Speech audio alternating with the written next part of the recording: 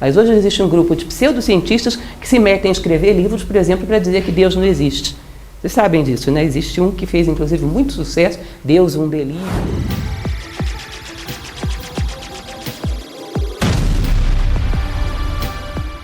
Um poeta grego chamado Píndaro, ele dizia o seguinte: sê quem és, sabendo. Entendem isso? Sê quem és, sabendo. Como você vai saber, como é que você vai ser você mesmo se você não sabe quem você é? Colocar um exemplo prático e bobinho para que fique claro isso para você. Se a gente sente fome e está dentro de um mercado, tem dinheiro no bolso, mas não sabe, te vale alguma coisa esse dinheiro? Você continua passando fome. Ah, mas eu tenho dinheiro, mas se você não tem consciência dele, ele não te vale para obter alimento. Não é assim? É como se nós estivéssemos famintos diante da vida, com recursos no bolso, com valores no bolso. Talvez não no bolso, mas no coração, na nossa essência, temos recursos para viver melhor. Mas não adianta nada porque não sabemos. Ser quem és, sabendo. A evolução nada mais é do que evolução da consciência. O que vocês acham que evolui em nós? Luz sobre trevas, consciência daquilo que somos. Isso é verdadeira evolução. Não adianta sermos, se não sabemos o que somos, não vai nos adiantar. A questão humana é ser e existir de maneira coerente. E existir exige que você tenha consciência do que você é. Senão você existe superficialmente, sobrevive. Ou existe como aquilo que você não é, como se fosse um bichinho. Então esse elemento do autoconhecimento não é à toa que é um dos capítulos mais conhecidos do profeta. Muita gente recita, é muito bonito, como tudo dele é muito poético, e é um ponto central, realmente muito importante em toda a filosofia da humanidade. E um homem disse: fala-nos do autoconhecimento. E ele respondeu dizendo... Eu sei que vocês sempre ficam um pouco curiosos, porque só nisso aí ela já vai comentar alguma coisa. Lembrem que eu coloco na íntegra o poema aqui. E é sempre importante a gente ir mastigando pedacinho por pedacinho. Eu acho muito interessante, talvez vocês tenham conhecido um livro que fez muito sucesso há alguns poucos anos atrás, que se chama O Mundo de Sofia, do professor Jostein Gardé. Bem no iniciozinho do livro ele coloca um exemplo que eu acho muito interessante, que ele diz o seguinte: imagina que você faça um bonequinho de barro e você dê um sopro de vida nele, e ele sai andando. O que você acharia se esse bonequinho saísse andando em frente perguntando: onde eu vou morar? O que eu vou vestir? Onde eu vou trabalhar? Quanto eu vou ganhar por mês? Faz todas as perguntas irrelevantes do universo. Em nenhum momento esse bonequinho para, detém o passo e pergunta: quem sou eu, hein? Por que me construíram? Vira para mim e pergunta: o que você espera de mim? Você me fez para quê? Você imagina uma coisa dessas? O que você pensaria desse bonequinho? Defeito de fabricação, daqui, deixa eu fazer outro. Não é isso? Enlouqueceu, coitado, está alienado. Porque todas as irrelevâncias do mundo, menos o essencial, vamos lá, isso é estranho. Não perguntar nunca quem somos nós e o que viemos fazer aqui, é como se fôssemos isso.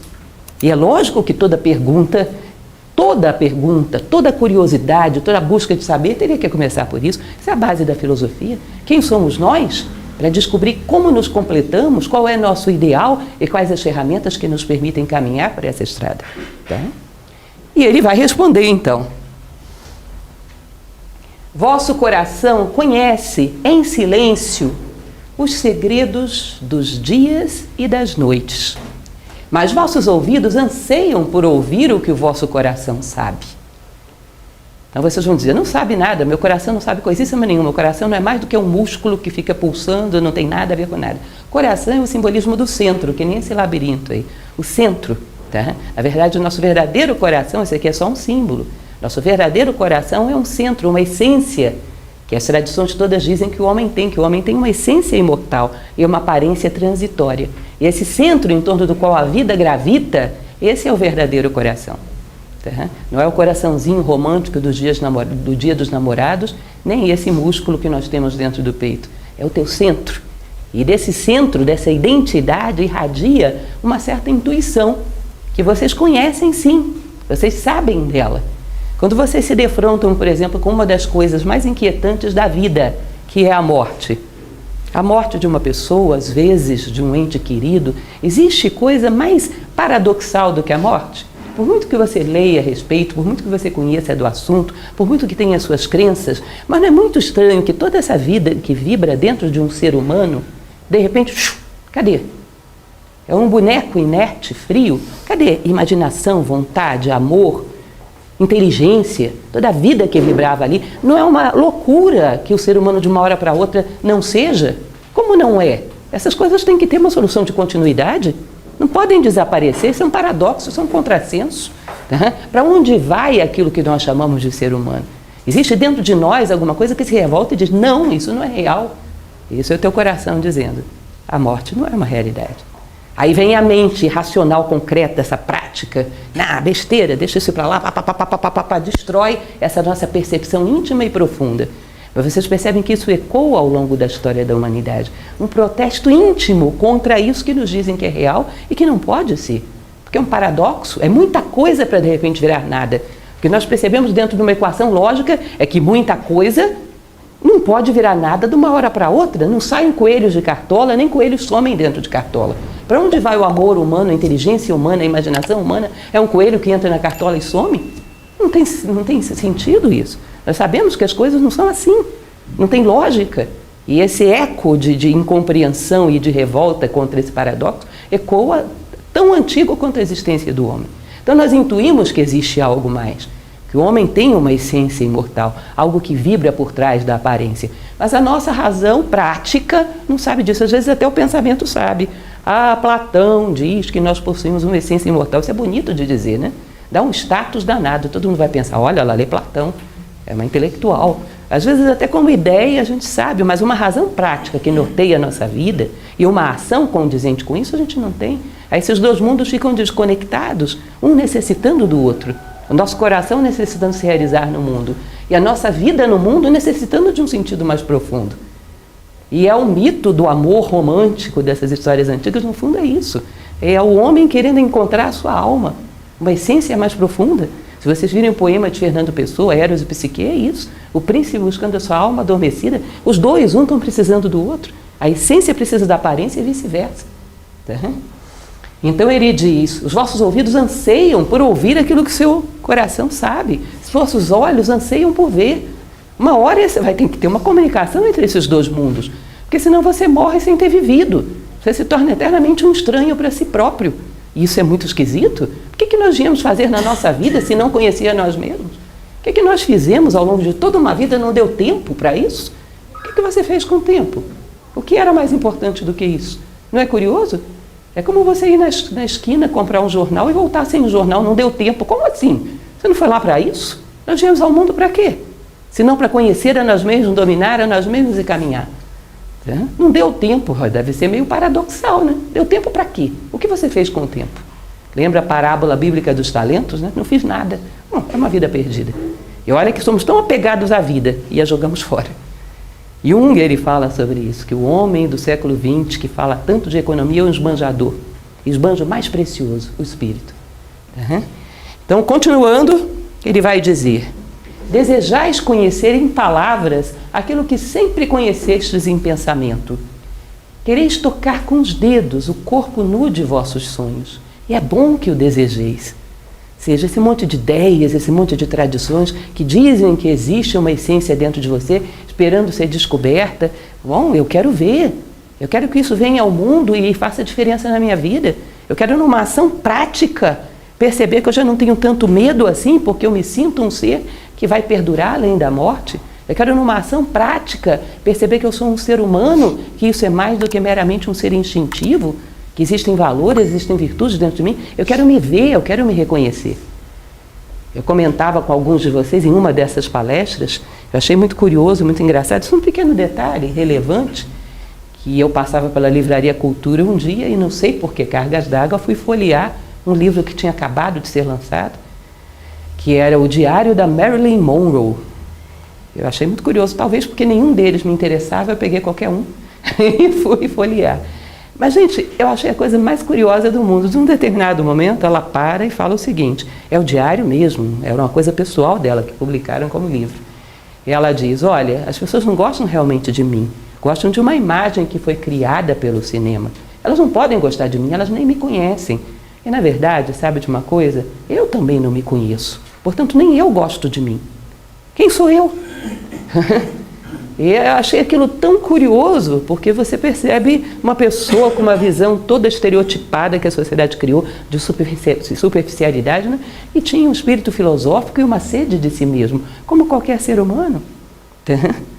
Ou seja, essa germen, essa semente que caracteriza o ser humano lá dentro. Falem sério, vocês dariam um folheto do curso de filosofia para Marilyn Monroe?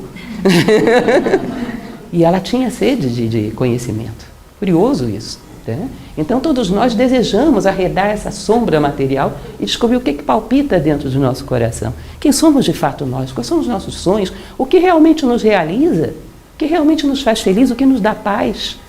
Isso eu acho muito curioso, porque nós somos às vezes tão mecanizados pelos hábitos da sociedade que até para nos divertirmos nós fazemos o que é padrão. Então, férias aqui, trabalho ali, descansar, colar. Aí um belo dia você para, uma vez me fizeram essa proposta, feche os olhos e lembre do momento do seu dia onde você mais foi feliz. E aí quando eu fechei os olhos, eu era muito jovem nessa época, eu lembrei que eu tinha ido para uma festa, tinha ido para não sei onde e tinha trabalhado, tudo aquilo ali parecia para mim uma obrigação, um protocolo. E um momento de felicidade que eu lembrei foi um momento quando eu mexia na terra. Eu falei, eu não sei nem o que é a minha felicidade, nunca parei para perguntar.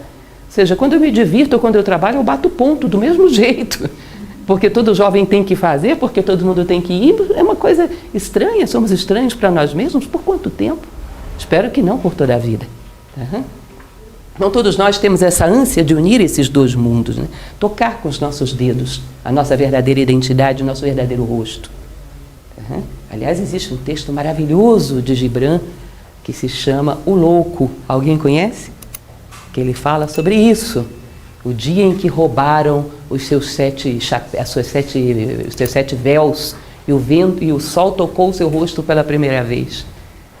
E ele se sentiu extasiado, pela primeira vez ele sentiu o seu próprio rosto, no dia em que roubaram os seus 7 véus. É um texto maravilhoso, vale a pena conhecer. A fonte secreta de vossa alma precisa brotar e correr, murmurando para o mar. E o tesouro de vossas profundezas ilimitadas precisa revelar-se a vossos olhos. Uma das coisas mais antigas que existe dentro da filosofia é a ideia da teoria da alma prisioneira. Diz que essa essência, ela precisa se expressar, ela veio ao mundo para isso. É como se você imaginasse uma luva que você coloca na mão para que você mexa, por exemplo, no jardim. A tua mão precisa se expressar. Essa luva não pode ter os dedos todos grudados de tal maneira que a mão não se mexa lá dentro. Ela tem que ser maleável ao domínio da mão. É como se de repente você fizesse da luva um cárcere da tua mão. E ela não se mexesse lá dentro. E ficasse ansiosa por mexer na terra, por atuar no mundo e não consegue se expressar. A alma prisioneira. Platão dizia que, na verdade, educar é abrir as grades da cela dessa alma prisioneira, para que entre ar, para que ela não sufoque. Educar é romper as barreiras que te impedem de ter vida interior, de conhecer a si próprio. Educar era muito mais profundo do que extenso. Eduzir é trazer à tona aquilo que você tem de real. Sempre comento com vocês que inteligência também vem disso, inteligência, escolher dentre tudo aquilo que você não é, quem é você, por exemplo. Encontrar a tua verdadeira identidade é o máximo ato de inteligência. Tá? Então, a tua alma, ansiosa dentro de você, quer se expressar no mundo. E você, o que está fazendo no mundo, se não falando pela tua alma? O que você veio fazer aqui? Qual o recado que você tem para dar ao mundo? Uma coisa que é muito interessante, que também gosto muito de comentar, é quando Beethoven, já completamente surdo, escreve uma carta, o Testamento de Heiligenstadt, que ele diz o seguinte, que ele não terminava com a sua vida ali, porque ele tinha um recado a dar ao mundo, que Deus tinha pedido que ele comunicasse aos homens, que era a sua música, e ele não tinha terminado de dar esse recado. Portanto, ele não podia se isentar dessa missão enquanto não tivesse completa. Tá bom, não somos Beethoven, mas vocês acham que a gente também não tem o nosso recado para dar? E quem está mandando esse recado? Nós não ouvimos, não sabemos o que viemos fazer aqui. Nós não podemos tombar sem ter dado o nosso recado. Não podemos deixar de cumprir a nossa missão. A alma precisa se expressar e nós precisamos que ela se expresse para que a nossa vida tenha algum sentido, para que faça diferença. Tá? Então, o tesouro de vossas profundezas ilimitadas precisa revelar-se aos vossos olhos. Mas não useis balanças para pesar vossos tesouros desconhecidos, e não procureis explorar as profundidades do vosso conhecimento com uma vara ou uma sonda. Gibran é muito, digamos assim, simbólico e às vezes deixa coisas muito nas entrelinhas. Digam o que a gente entenderia dessa frase se a gente não tivesse a filosofia. O que significaria isso? Me digam. Tem umas coisas que são absolutamente enigmáticas, que se a gente não tivesse a filosofia para nos ajudar, o que ele quer dizer com isso? Vocês percebem que uma das coisas mais complicadas que tem, quando você considera, pelo menos como possibilidade, não estou dizendo para vocês tomarem isso como verdade absoluta, porque a filosofia não coloca verdades absolutas, mas também como possibilidade que o homem tenha uma existência e uma essência, algo imortal por trás dessa aparência. Imaginem que isso exista. Vocês percebem que a gente quer provas disso, do mesmo jeito que a gente tem provas disso? Então eu tenho o corpo, qual é a altura? 1,63. Qual é o peso? Não vou contar porque está um pouco excessivo. Qual é a cor do cabelo? Qual é não sei o que? Você quer mensurar, você quer medir, você quer colocar uma vara, ver o comprimento. Eu tenho alma? Que tamanho que é ela? Que modelo? E são as coisas que a gente não entende, que são dois mundos que se comunicam. E cada mundo tem suas leis próprias. Não dá para mensurar dessa forma. Até porque existe uma curiosidade aí. Essa nossa alma, e isso é a coisa mais complicada de entender, e daqui a pouco ele vai começar a falar disso direto, essa nossa alma é como se ela fosse uma célula de uma grande alma, anima mundi, a alma do mundo, que é uma só. Aquela tradição que tantas vezes eu tenho contado para vocês da Índia, que diz que nós somos como se fôssemos uma pérolazinha de um colar por onde passa um fio. E esse fio passa por dentro de todas as coisas do universo. Quando você quer ver a tua essência, você vê um pedacinho de fio. Mas num determinado momento você vai perceber que esse pedacinho de fio é só um momento de um grande fio que passa por dentro de tudo no universo. Ou seja, a tua essência é uma célula da grande essência do universo, que é uma só. A tua essência é uma gota de um grande oceano. Tá? Então é muito difícil, porque como a tua essência pertence ao mundo da unidade e o teu corpo pertence ao mundo da multiplicidade, são duas coisas que não dá para você conhecer com as mesmas ferramentas. Falo isso para vocês, porque hoje nós vivemos um momento histórico onde isso, que parece tão óbvio, não é entendido. Existe um conjunto de pseudocientistas, porque eu acho que um verdadeiro cientista não vai fazer uma coisa dessa, vai fazer ciência, não vai se meter em coisas dessa natureza, mas hoje existe um grupo de pseudocientistas que se metem a escrever livros, por exemplo, para dizer que Deus não existe. Vocês sabem disso, né? Existe um que fez, inclusive, muito sucesso, Deus, um delírio. É a coisa mais insólita que você possa imaginar. Imaginem vocês que a nossa mente concreta, prática, ela trabalha para conhecer as coisas por um critério muito simples, por adjetivação. Não tem jeito de você conhecer as coisas a não ser através de adjetivos. Isso é pequeno, isso é um cilindro, isso tem uma tampa laranja relativamente pequena, também cilíndrica. Ele vai dando adjetivos. Vocês percebem que todo adjetivo é uma limitação? Quando eu digo é um cilindro, não é um cone, não é um cubo, não é uma esfera. Então tem um monte de coisas que ela não é, tem um monte de coisas fora dela. Tá? Quando eu digo ela tem a tampa laranja, ela não tem a tampa azul, não tem a tampa vermelha, não tem a tampa branca, tem um monte de coisas que ela não é. Imaginem que eu tente explicar um objeto para vocês e digo o seguinte: ele é cilíndrico, mas também é esférico, mas também é um cone, mas também é um paralelepípedo, é laranja, mas também é branco, mas também é azul. Você diz, para, pelo amor de Deus, me diz o que ele não é. Como que eu vou imaginar uma coisa dessas? A mente precisa dividir para entender. Quando você está falando da unidade, porque a nossa essência pertence à unidade, se você dividir, ela deixa de ser, vira duas, vira três, vira quatro. Se você disser a tua essência é um cilindro, você vai dizer, não é um cone, então tem ela e o cone, tem dois, perdeu a unidade. Ela é laranja, ela não é preta nem branca. Então tem três, o laranja, o preto e o branco, perdeu a unidade. Qualquer adjetivo que você dê ao mundo espiritual, que é uno por natureza, ele deixa de ser, porque os adjetivos limitam. Você já viu a mente trabalhar dessa maneira? Ela joga o chapéu e diz, olha, não brinco dessa maneira, não brinco dessa maneira. Você quer me dizer o que não é, não tem o que não é. Porque a característica do mundo espiritual é ser uno, ele é tudo. Ao mesmo tempo, pense em não ser que é assim. Não dá para pensar. Ah, então tem outras ferramentas de conhecimento? Tem. Tem aquela intuição que nós falávamos, que vem do centro do nosso coração, que percebe a unidade. E temos uma razão prática, como dizia Kant, que percebe a multiplicidade. São duas ferramentas para conhecer dois mundos. Você não vai poder vir com uma fita métrica para medir a sua alma. Não vai dar. Aquilo que eu não avalio com a minha fita métrica não existe. Tá bom, é um critério bem redutivo o seu. Porque existem muitas coisas que hoje a ciência já prova que existem e que não dá para medir com a sua fita métrica. Certo? Então é um critério muito materialista e redutivo. Assim são esses cientistas, que querem dizer que Deus não existe porque as equações matemáticas reduzidas deles não abrangem Deus. Não, meu caro, vá usar as suas equações matemáticas para medir a matéria. Contente-se com o seu campo, porque nenhum biólogo sério vai se meter a fazer discussões sobre física. Trabalhe no seu campo. Isso é insólito, isso é bizarro e pouco sério, sobretudo. Então não dá para conhecer a nossa essência com uma vara, com uma fita métrica, seja lá com o que for. Porque o eu é um mar sem limites e sem medidas. Ou seja, essa imagem é muito bonita, né? E mostra um fato.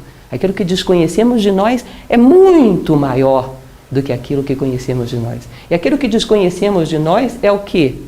Gelo. Gelo é o quê? Água momentaneamente diferenciada daquilo que tem à sua volta, que é o quê? Água.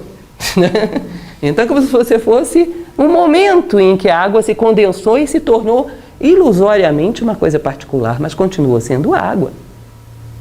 Gosto de dar aquele exemplo que está nos nossos materiais didáticos, inclusive, do professor Jorge Ângelo Livraga, que é um filósofo, nosso fundador, que ele dizia o seguinte: você passa o dedo na areia, faz um suco.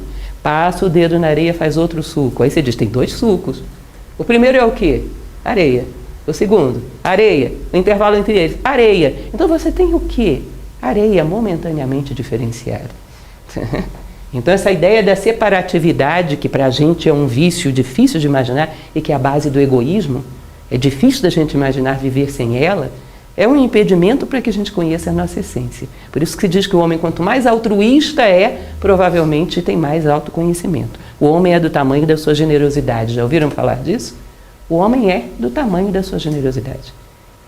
Vocês percebem, os homens grandes da história não eram os que tinham muita coisa, eram os que davam muita coisa, davam muito de si, mudaram a história pelo tanto que deram. O homem é do tamanho da sua entrega. Se algo dentro de você reconheceu o que foi dito agora, aqui estão outros vídeos que você vai gostar. Deixe um like, inscreva-se e ative o sininho. Compartilhe com quem você sabe que precisa dessa luz. Obrigada por assistir e até o próximo vídeo.